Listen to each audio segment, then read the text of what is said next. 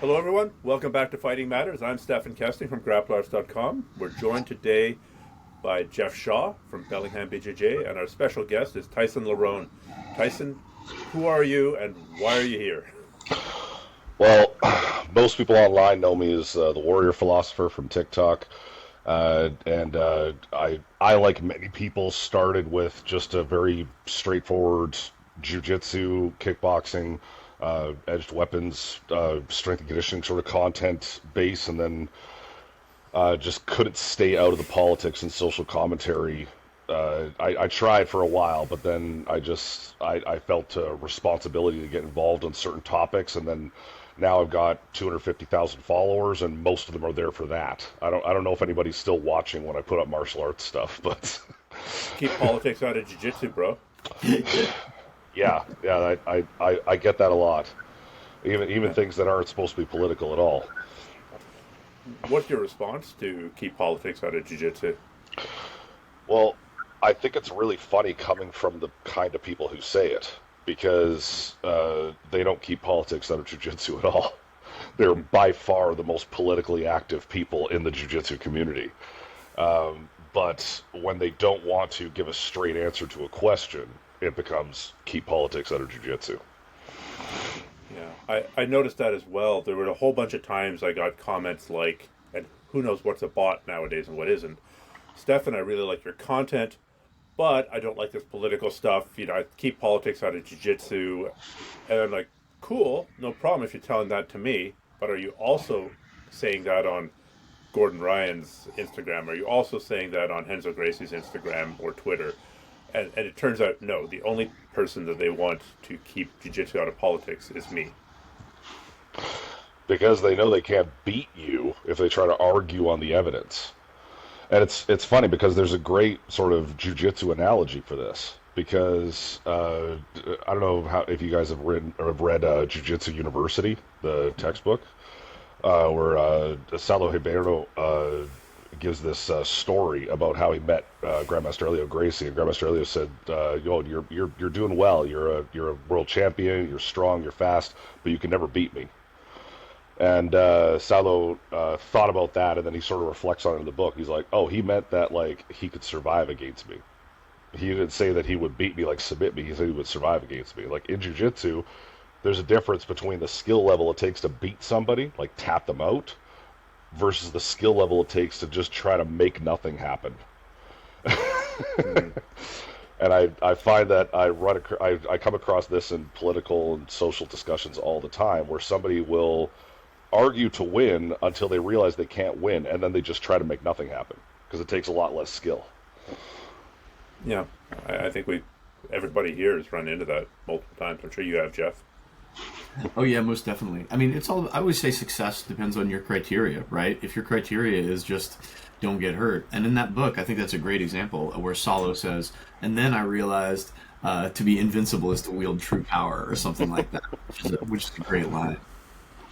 So we're recording this on July 11th, 2025, and it's kind of hard to do political commentary these days because it's changing so fast. So if we zoom out for a little bit, Tyson, can you make the case for or against the fact that we now have a fully fascist regime in the United States? Like, would you agree with that or disagree with that? I have finally come to a place where I will just go ahead and say yes. It fulfills the criteria of a fascist government, and I resisted that as long as I possibly could. I don't know if you guys are on Blue Sky or not, but that was like my first post on Blue Sky, just kind of asking the community like, do you guys call Donald Trump a fascist? Right? Because I had this conflict between is it more important for me to be correct, or is it more important for me to have a valuable conversation?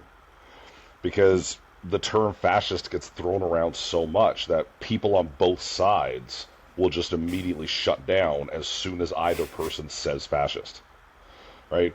So on the one hand, you have people saying, "Well, Pierre Poilievre is a fascist," or Joe Biden's a fascist, or you know, Whoever told me I couldn't, I had to wear a mask to go and see a Fast and Furious movie, they're a fascist. And the term has been thrown around so much by both sides of the spectrum that it's essentially meaningless, and it almost turns into a catchphrase that just shuts down a conversation. As soon as people start calling each other fascists, everybody shuts down. But at a certain point, I just found myself saying, "Well, it's not fascism, except in every single way." Okay, well, at a certain point, we just have to call it what it is. So, for those viewers who may not be as familiar with the sort of specific delineation of fascism as a political concept, it's a far right political ideology with deeply conservative roots that usually harkens back to a real or perceived golden age in a society. And the state is closely tied to the dominant political faction in the state, and they are also closely tied to the capitalist structures in the society. They emphasize nationalism and service and loyalty to the state, and they participate in both dehumanization of what they view as enemies to the state and superhumanization of those people that they want to be conflated with the state. All right, so I think a lot of people are familiar with the idea of dehumanization. Like, we can't skip straight to gassing Jewish people in chambers, right? They have like a beautification campaign in Germany where they really leveraged people's sense of fear and disgust about worms and cockroaches and rats and everything else, and then they started slowly but surely conflating Jewish people, homosexual people, Romanis with vermin.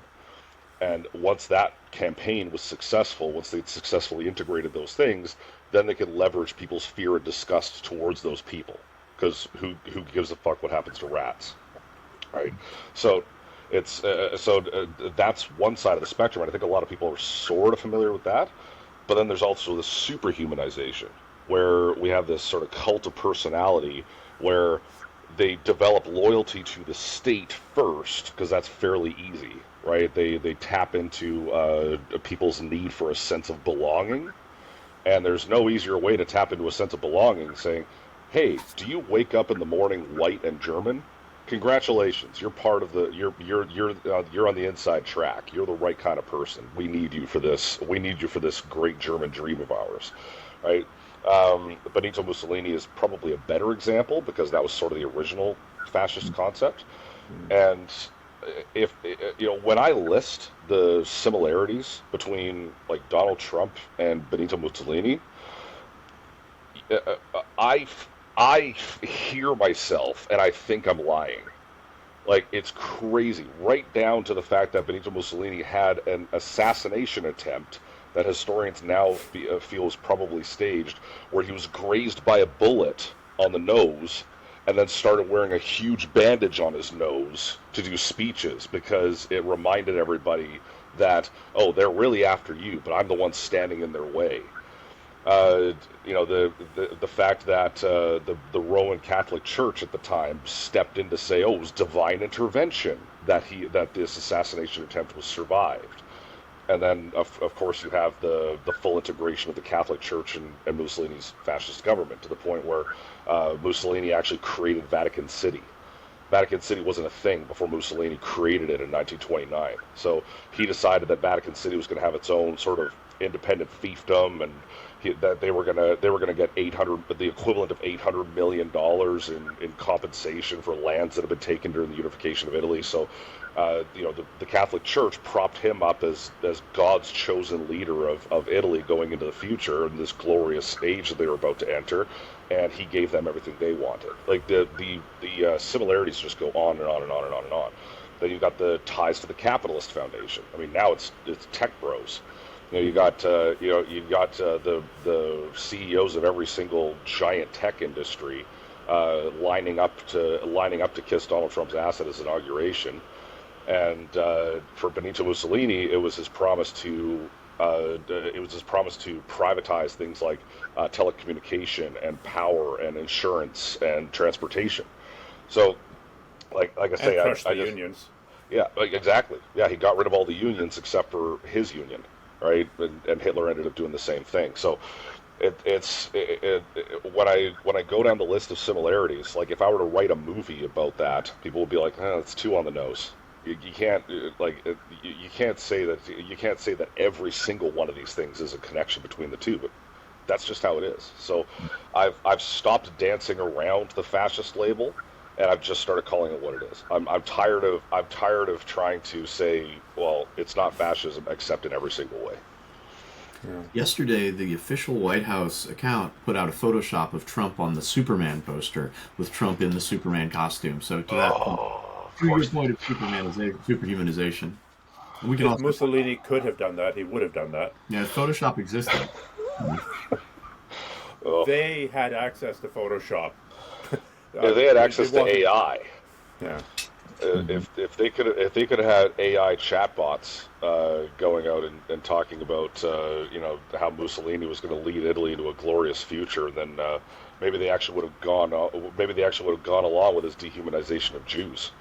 Because most of Italy, he didn't actually have popular support for that in Italy. He did that for the Catholic Church and to appease Hitler. Fun fact. Mm. Yeah. There's that appeal to a mythic past. I mean, that's pretty evident with MAGA, Make America Great Again. Well, what amazing era are you pointing back to? Pre-slavery or pre-emancipation, pre-civil rights? It's not really made clear, but there was this mythic past. In Germany, it's the Third Reich. What's it harkening back to? It's harkening back to the Second Reich of the Bismarck era and the Franco-Prussian War, and the First Reich of the era of Charlemagne, and back in the 800s, I think, the 700s.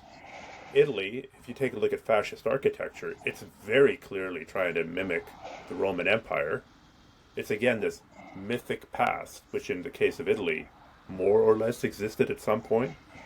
Whether it's still unclear what the American great mythic past is. Well, my favorite scenario, I really shouldn't take as much pleasure in this as I do, but my favorite scenario is when I finally get them to nail down when America was great, and eventually, if you can get them to nail it down, it's usually post World War II super industrialist America. At which point you can point out two main things. Number one, the United States was the United States and Canada were really the only two countries involved in World War II that weren't bombed back into the Stone Age during World War II. So all the United States' major competitors in Asia and Europe were trying to rebuild their countries before they could try to compete again. And they had about a 90% effective tax rate. Hmm. Like, oh, you want to make America great again, and you think it was in the 50s and 60s that it was great. Okay, well let's bring back that tax code that FDR brought in. Yeah, the strong labor unions, the interstate highway system, all this stuff that they would today call socialism, which Eisenhower and some of the American presidents at the time said that whenever we try to help the average person, they call it socialism. Well, FDR apparently in a conversation said at one point, we got to give the people a little socialism so they don't ask for a lot. Yeah. Well, Tyson, you're missing something central here, which is that Nazism couldn't have been fascism because it was National Socialism. I don't know if you know that, Tyson. Putting on my maximum Yeah, sarcastic thing. well, I've had this argument about 100 times, and I get why they don't want to take my word for it that Hitler wasn't a socialist. What I don't understand is why they won't take Hitler's word for it. Because he famously said and wrote over and over and over and over again, National Socialism is not socialism, and the socialists, the Bolsheviks, the communists, the Jews, are the truest enemy of the fatherland. That's why when they fought the English to a stalemate, instead of just waiting and then taking the fight back to the English, they turned and went after the Soviets. there was no doubt in Hitler's mind that the Soviets were the true enemy of Germany. It's so well, I mean, even when you look at Stalin, Stalin was by no means an actual communist. The actual socialists that were left in the Socialist Party were the first people he went after in the terror. Right? He essentially declared the Soviet Union a socialist experiment success after Lenin died, because he wanted to avoid a second revolution that would oust him, because everybody would realize that what he was actually bringing in was state capitalism. Yeah. I wonder if people throwing out that, well, Nazism is actually short for National Socialism. I honestly wonder how much of that is genuine versus disingenuous. I wonder if it's just noise made up by people wanting to derail the conversation, kind of like you were talking about, right? They don't want to lose, so they're going to send you down this garden path of chasing this non-existent argument. Yeah, I mean, I think I think it has a lot to do with creating noise in the conversation, for sure. And when it comes to random people on the internet, I can kind of give them a pass on that. Maybe I'm nicer to random people on the internet than I should be, but I understand that people are busy, people are stressed. Not everybody just naturally has an interest in staying up till 2 a.m. reading Mikhail Bakunin like I do. But when it comes to people like Pierre Polyev, who was until Mark Carney came and blew a hole in it, likely the next Prime Minister of Canada. That dude has been in politics since his early 20s. There is no excuse that exists for a man who has spent his entire life in politics and proposes himself as the person to lead one of the world's most powerful economies to not understand basic political and economic structures. So either he's lying or he doesn't know. And honestly, I don't think either one is forgivable for somebody in that position. I don't think it's forgivable for Donald Trump not to know what a tariff is when he bases his entire economic strategy for the world's most powerful and influential economy on tariffs. Do you think he does? Well, he goes back and forth, doesn't he? Because on the one hand, if a reporter tries to nail him down and say who pays a tariff, he won't answer the question. But then you look at some of his Truth Social posts where he talks about how Walmart should just eat the tariff instead of passing it on to the consumer. I don't know how many mega people saw that Truth post and realized that he was actually admitting in that post that it's American companies importing the products that pay the tariffs, but he did. He probably didn't realize he did. He's not smart enough to lie well, but he has admitted in situations where he didn't realize he was admitting it that he does know at some level that American companies pay tariffs. But publicly he keeps on saying, oh, we're going to put a tariff on China because we're tired of getting ripped off by China. Okay, well, who you're actually ripping off is the American companies importing things from China. It's so it's hard to say. He might have moments of clarity where he knows what a tariff is, but if his policy is conducted in a way that doesn't demonstrate a basic understanding of tariffs, then is it really important whether he actually does or not? I don't think it is.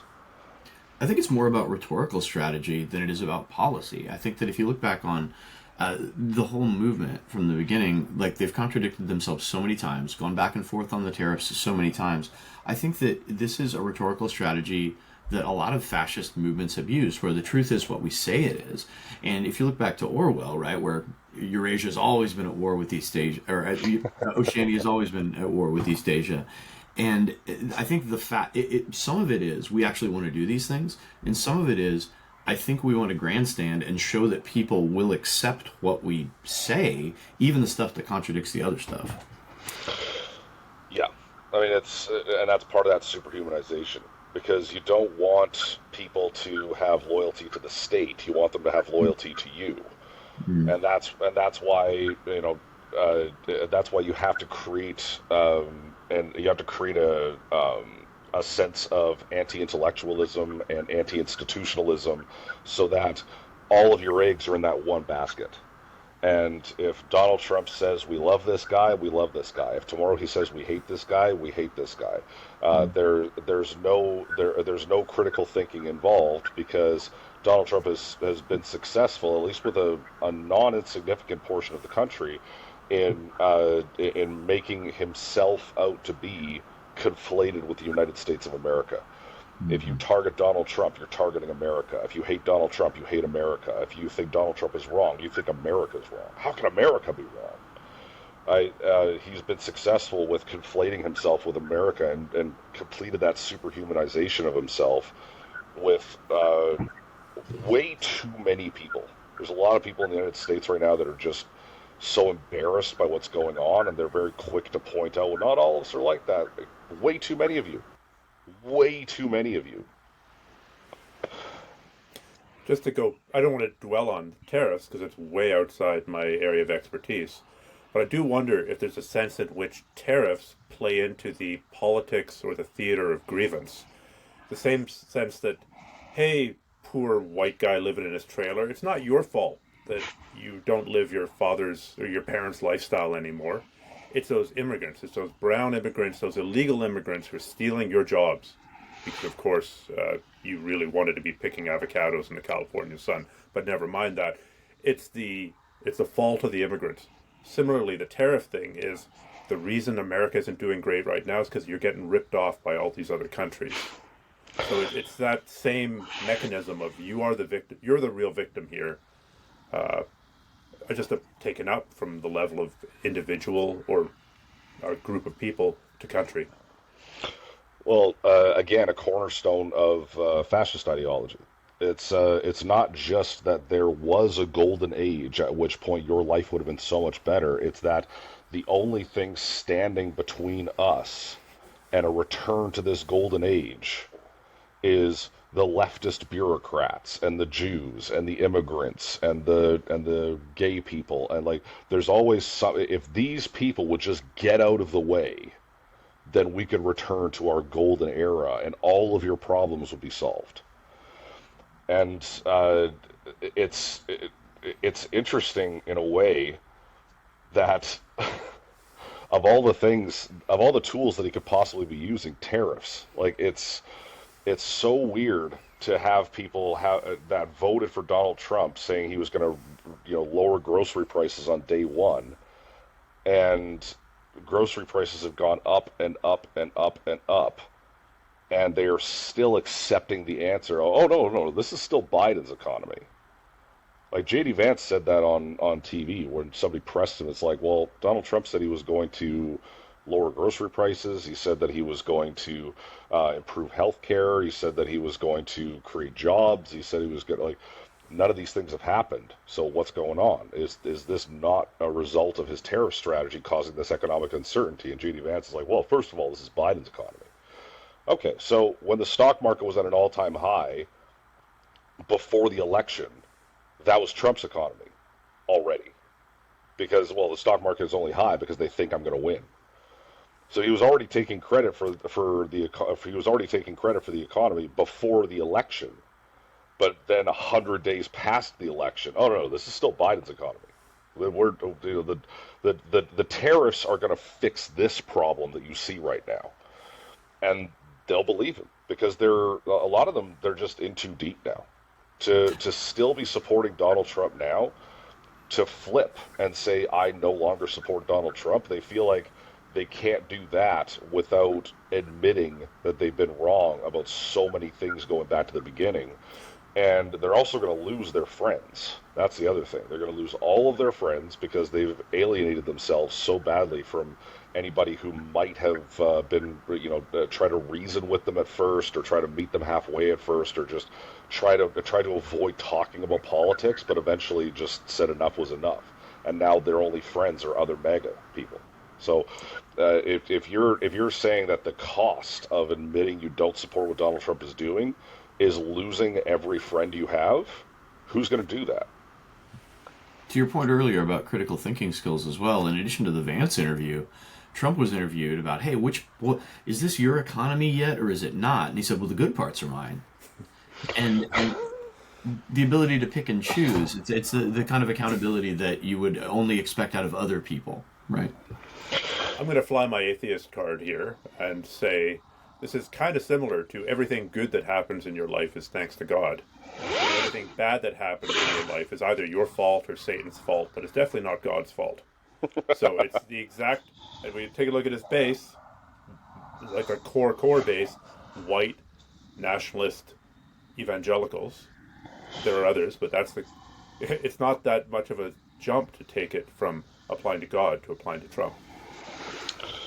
Well, it's interesting that I mean, when you say Christian, when it comes to Trump's base, you really do have to specify that it's evangelicals, Yeah. because his support among Catholics and Protestants is actually fairly low, and there seems to be huge differences in terms of the sort of extremist is probably the wrong word, but for instance, about 80% of evangelicals are likely to say that they believe the Bible is a historical document, versus only about 15 to 20% of Protestants and Catholics in the United States say that they think the Bible is a historical document. Sorry, when you say Protestant, you mean non-evangelical Protestants?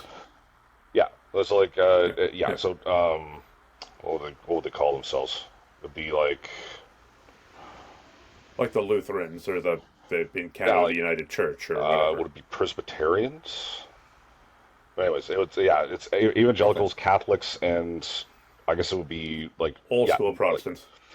Not evangelical Christians, but evangelicals are sort of the subset of Christians who seem far more likely to believe that the Bible is a historical document, and that the resurrection, the virgin birth, Noah's Ark, like these are historical events as opposed to metaphors or sort of archetypal discussions of human morality, like that. Whereas the other groups within the sort of umbrella of Christianity are far more likely in the year 2025, if they still identify as Christian at all, to say that, oh no, I don't think the things in the Bible actually happen. I think that they're there as sort of metaphorical studies of how we're supposed to conduct ourselves in the world. Like, it's very different to say that Donald Trump has evangelical support.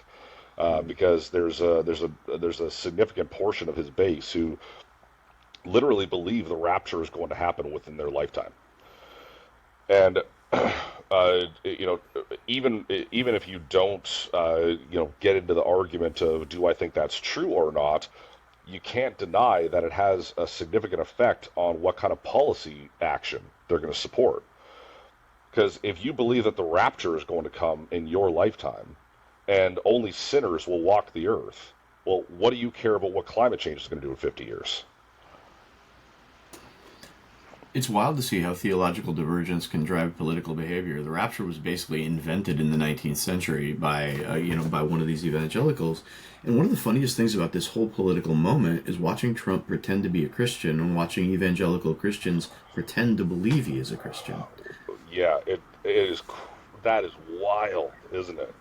Like every person who has ever known Trump on a personal level says there's not a religious bone in this guy's body. He could have made history as the first ever atheist president. But if you want to run as a Republican, something like 2/3 of the United States think it's important for a president to have religious convictions. And among Republicans, that goes up to like 99%. It's basically as close as you can get to 100%.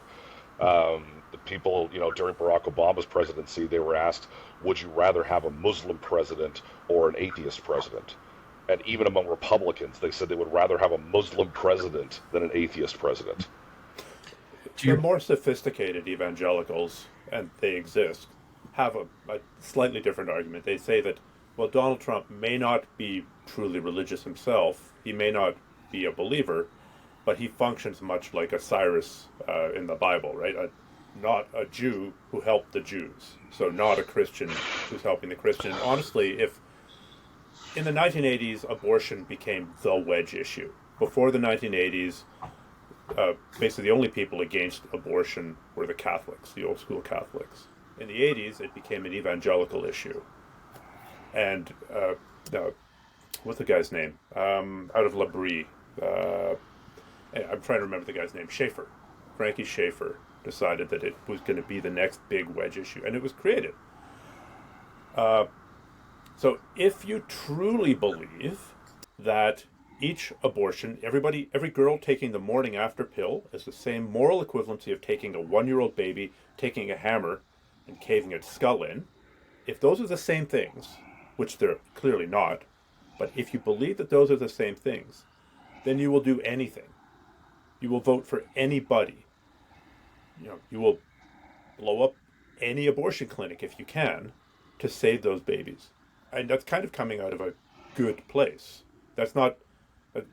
So it does explain some of the allegiance to what is very clearly not a Christian president by the more extreme Christians for whom anti-abortion is the number one drive. They believe that there's a genocide going on in front of our eyes of babies. And if you truly believe there was a baby genocide going on, I'll vote for Attila the Hun if he stops it. Well, I mean, that's definitely one way to look at it. There was an article on sort of moral equivalency that I read a long time ago where the guy made a good point. He's like, if we would all agree that the people who were behind the Inquisition and the witch trials and all that kind of stuff were terrible people. He's like, however, let's play out a hypothetical where let's say there was all of a sudden incontrovertible scientific evidence that witches exist and that they did everything that those guys said they did. Would you not then, in the face of incontrovertible scientific evidence, feel the way they do? It's like, oh, well, something like it, right? And then it's like, okay, so you're not necessarily morally all that different from those people. You just disagree about whether or not witches exist and do all the things they do. Yeah, that's a brilliant argument. Right. But at that point, it comes back to, well, am I going to give them a pass then, right? Because in the 16th century, with the tools they had, and the 100% religious population, right? Weren't many atheists running around, or if they were, they weren't talking about it. If you have a bad season and your crops die, and you assume it's because there's somebody in the village practicing witchcraft, okay, well, I mean, you're definitely going to give somebody more of a pass for that in the 16th century than in 2025, right? If you are going to, well, I just dealt with this. I kicked a hornet's nest on a BJJ post on Facebook the other day. I was talking about Helena Bonham Carter. Helena Bonham Carter is like the Harry Potter lady. Helena, what's her name? John Donner's. Sorry? Cravar. Cravar, yeah, Helena Cravar. And it was a post about her, like the speed of her black belt promotion. And this guy gets in the comment section talking about like making fun of her looks and stuff like that. And I just commented on his, like, why are you being such a dick? Why are you talking about an 18-year-old's looks on a post that has nothing to do with her looks? Like, this is a post about a Brazilian Jiu-Jitsu athlete on a Brazilian Jiu-Jitsu page. This has nothing to do with anything. And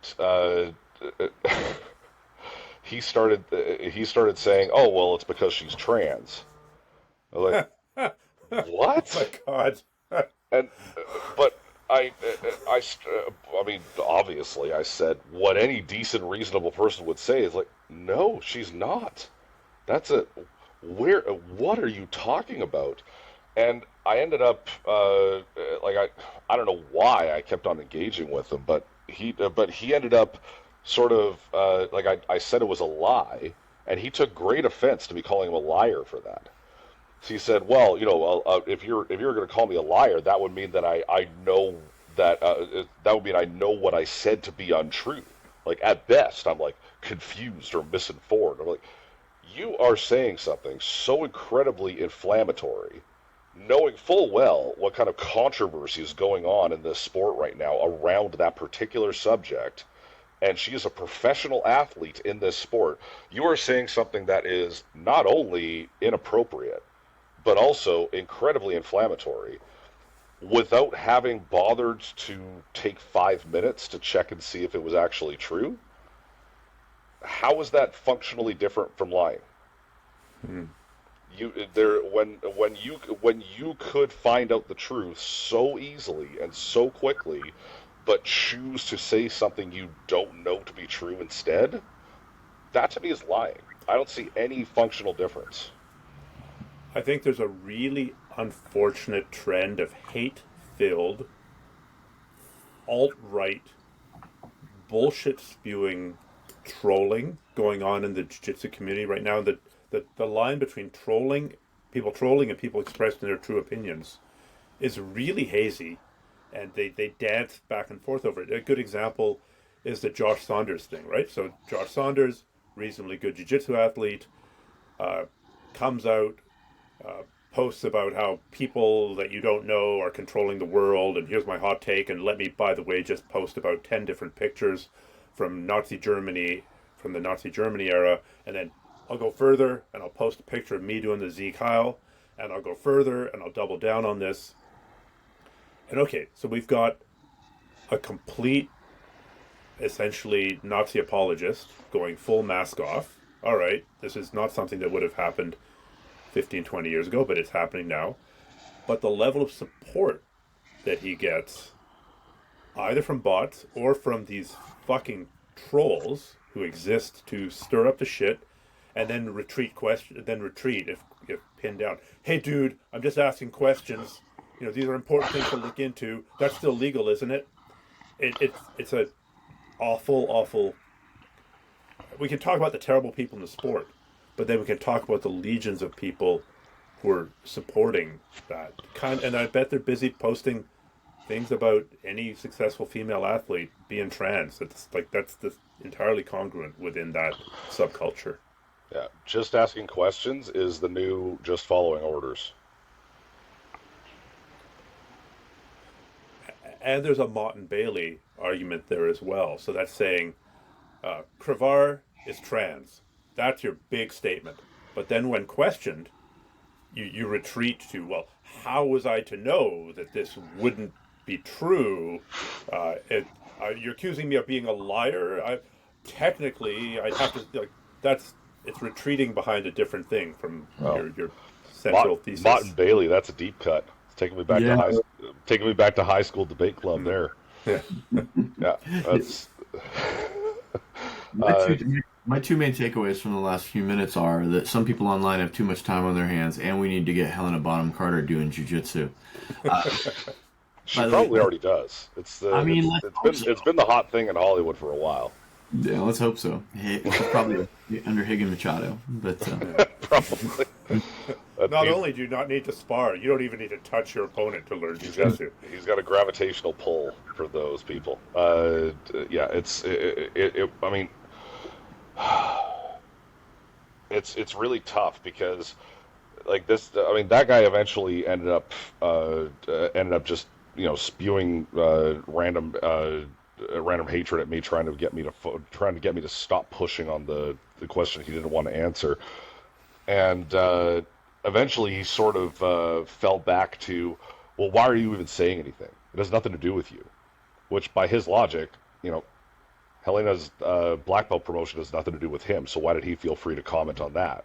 But uh, it just there's no depths they won't sink to try to just derail the conversation and make themselves out to be the free speech activist.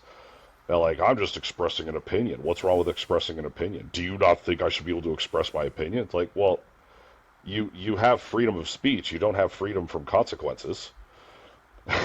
Nobody ever promised you freedom from consequences for being a dick.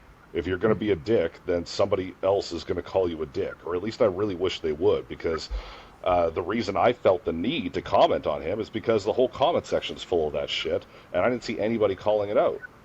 So it's like you said, there, you know, for every one person who is saying awful things, there's 100 more people in the jiu-jitsu community that are afraid to speak up about it because they don't want to be the next target. And you know, nobody wants to go against something Joe Rogan said, and nobody wants to go up against something that Gordon Ryan said, and nobody wants to go up against something that Jake Shields said. Like, what do you owe these people? If somebody's a dick, who cares if they're a black belt in jiu-jitsu? It doesn't make them less of a dick for saying what they said. And the fact that nobody in the jiu-jitsu community calls them out really is it's a tacit endorsement of what they're saying, and it emboldens them to continue saying it. At least in the case of Gordon Ryan, I think people have some people who care have some legitimate fear that he will go after you personally and sick his army of trolls onto you.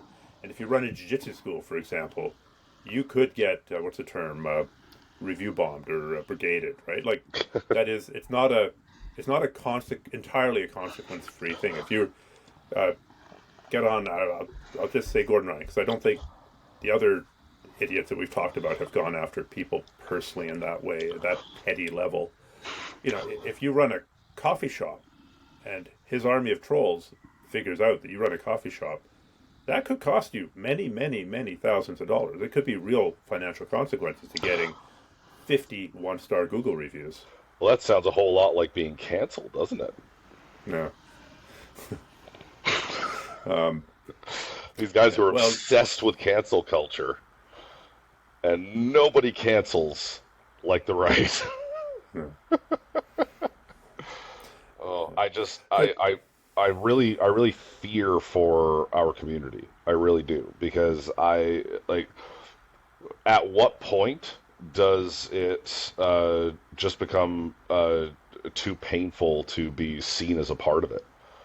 Like I have a Progress Pride flag up in my gym, and it shows up in some of my videos, and I would say about 90%.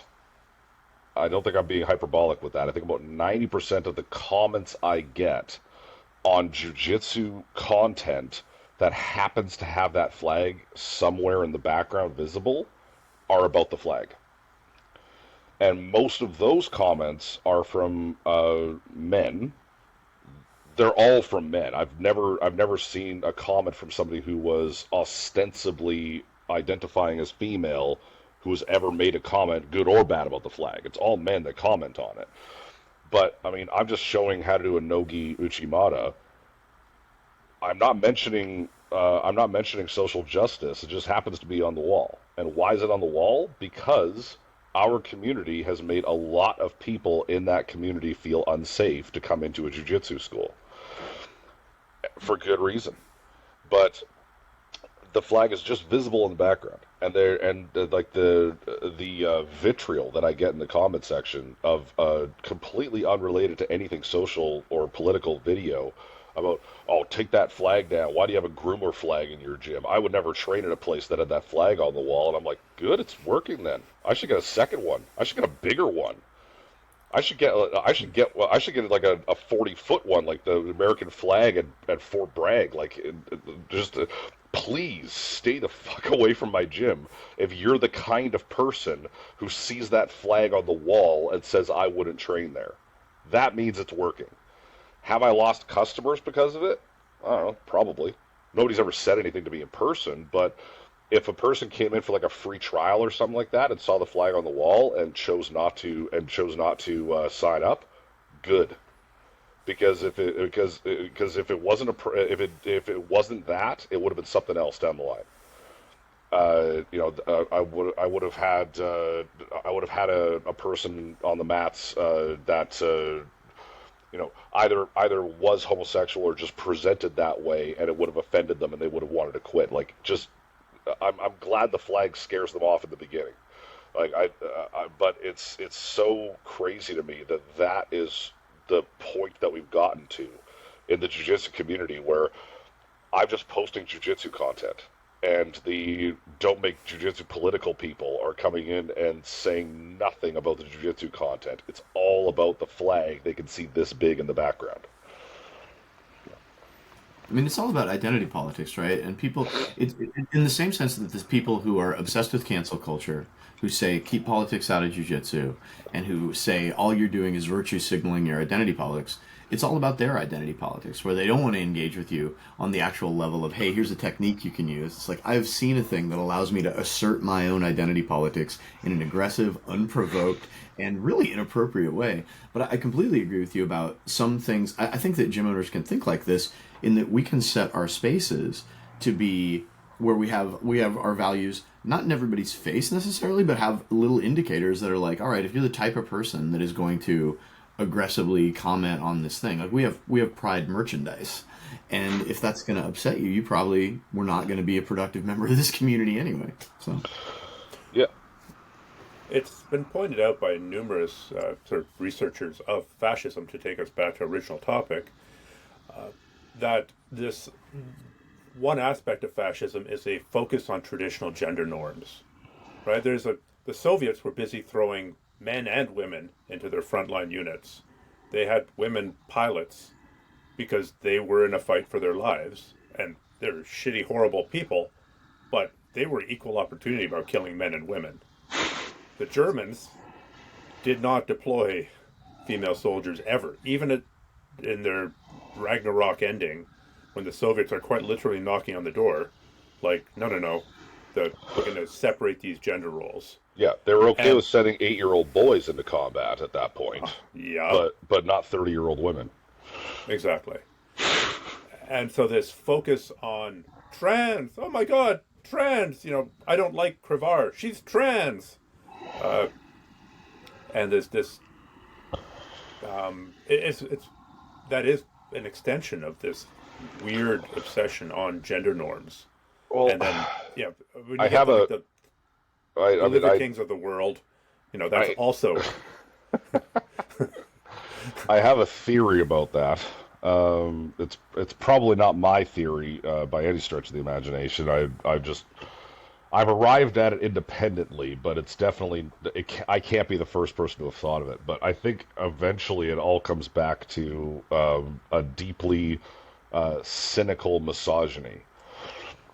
I think it really does come back to that, because I was thinking about this post that I saw the other day from Andrew Tate, where he was talking about being a wife guy.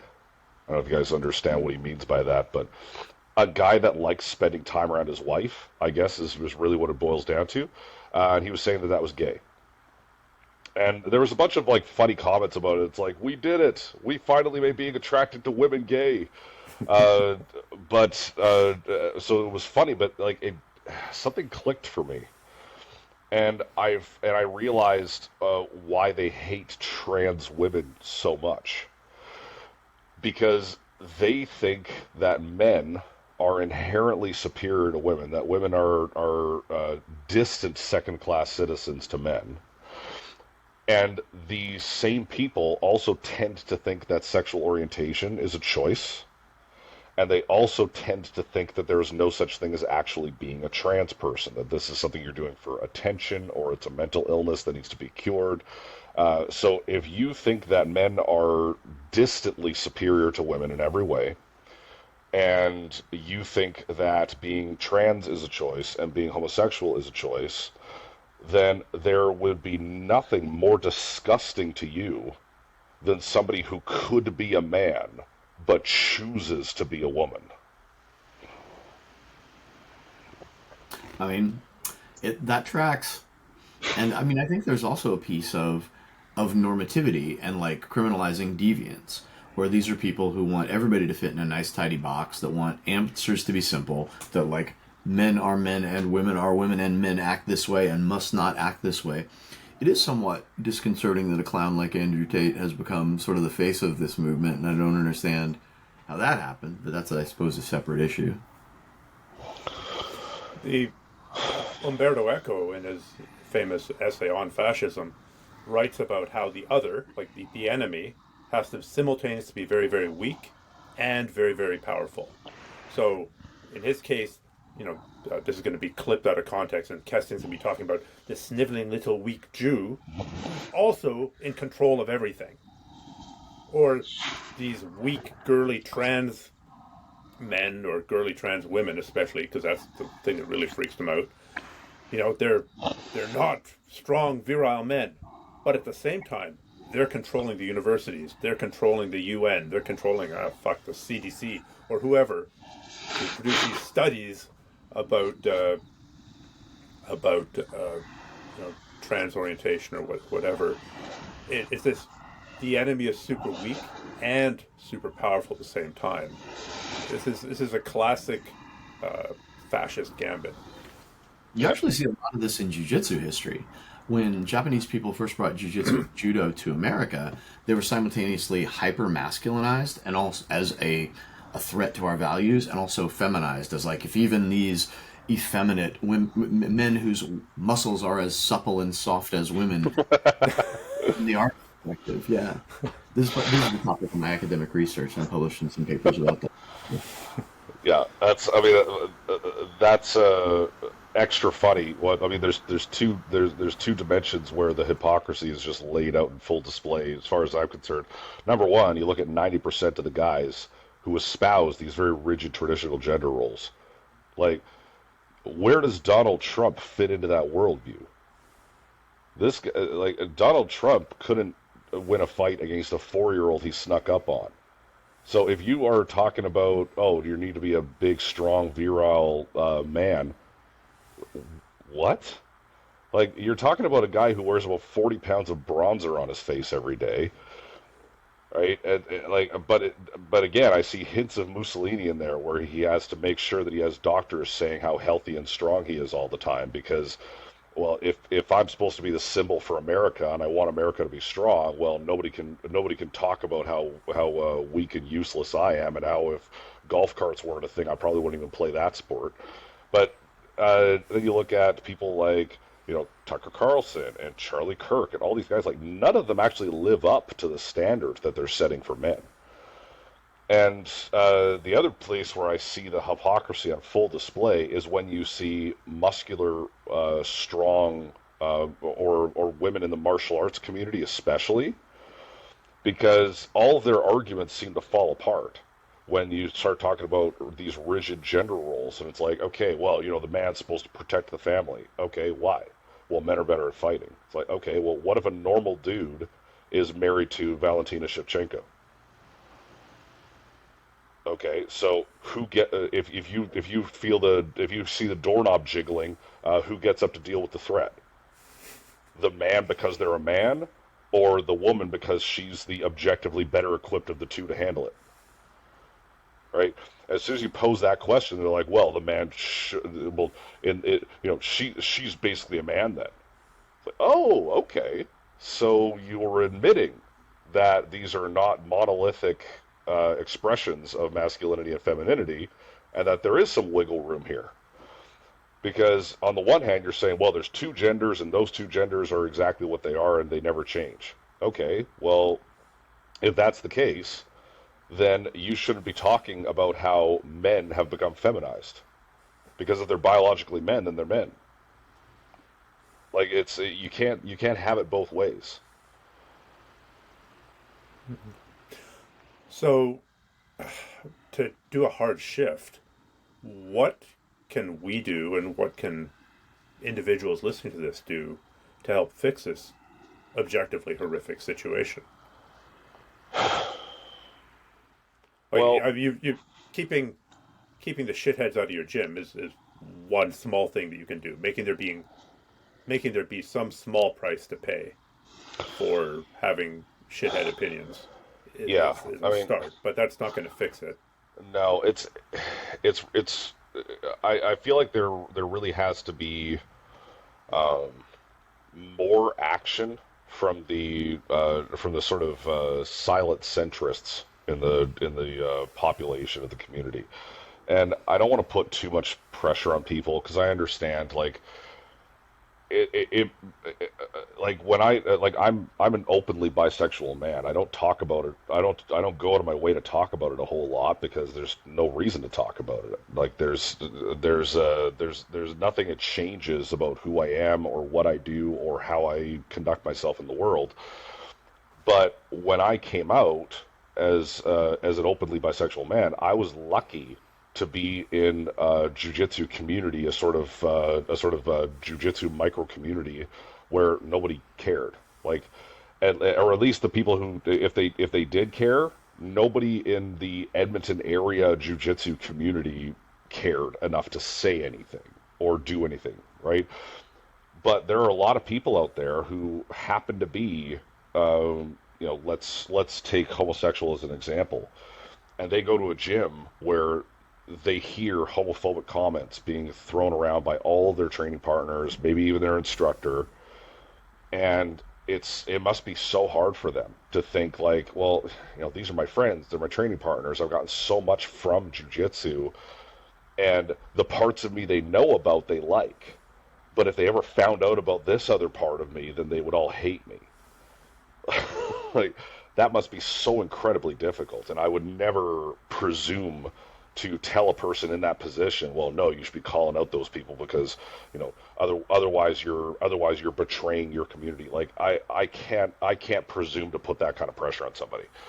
But I think that there are a lot of people out there in the jiu-jitsu community who could be doing more at either no or a very reasonable cost to them, like having to argue for a few minutes on Facebook with somebody that you'll never meet, that you don't go to their gym, you don't know them, you don't like. There's nothing they can do to you. But I think what is really important to realize is that for a lot of these people who are doing something like, say, trolling on a post about an 18-year-old's speedy promotion to black belt, they are completely unaccustomed to facing any pushback on what they say and do, especially online. And I think that there is potential for transformation in those people if even once they hear, especially from somebody that they can respect in the jiu-jitsu community that has admirable qualities, that they're a black belt, that they run a school, if they're a competitor, whatever it is, if they get pushback even once and they have to, maybe for the first time, actually give some thought to why they're saying what they're saying or why they felt free to do this, maybe that could be the start of something. Just maybe. So it could be as simple as leaving a comment on somebody's dick comment that it says like, "Hey, I don't think that was appropriate. Like, I don't think that was a nice thing to say." Like, what are the chances that your coffee shop is going to get review bombed for you saying something like that? But it might literally be the first time that person has ever had any kind of pushback, even light pushback, to what they say. And that could be the beginning of a transformational moment for them. It really could. Jeff, how do we fix it? Whew. So, I think we have to acknowledge that it's going to be a long-term fix, and that means not getting discouraged in the short run. Movements run on hope, and I think that one of the things that the right did well that we have to give them credit for, they knew this was going to be a 25-year project or a 50-year project, and I think that I think what Tyson said is absolutely right. Like, being there in spaces that maybe you're not there, or online spaces or virtual spaces included, is valuable. But I also think just kind of recognizing our common humanity in our messaging and building for the long run is a thing that those of us that care about other human beings ought to start doing now and not get discouraged when we don't see the results we want in the next 2 years or 4 years. Yep, we'll keep on. Well, it's just like after Donald Trump got elected the second time. Like, it was hard to process that, but I did it. I said in a TikTok, I was like, I know it feels hopeless now, and it's not going to get easier for a long time if it ever does. But like, we're going to keep on fighting because it's all we know how to do. That's perfectly said. And by the way, I'm a Kropotkin guy, but I appreciated the Bakunin reference earlier.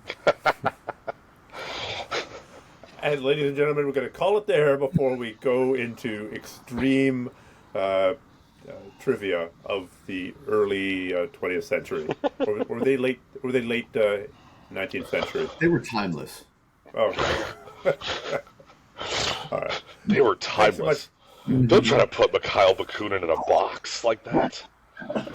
It's like when I was. It's like when I was driving with my wife, and she's like, "Okay, fine, we'll put on your music," and I was like, "My music, Stephanie. The phone might be registered to me, but nobody can own Peter Gabriel's spirit."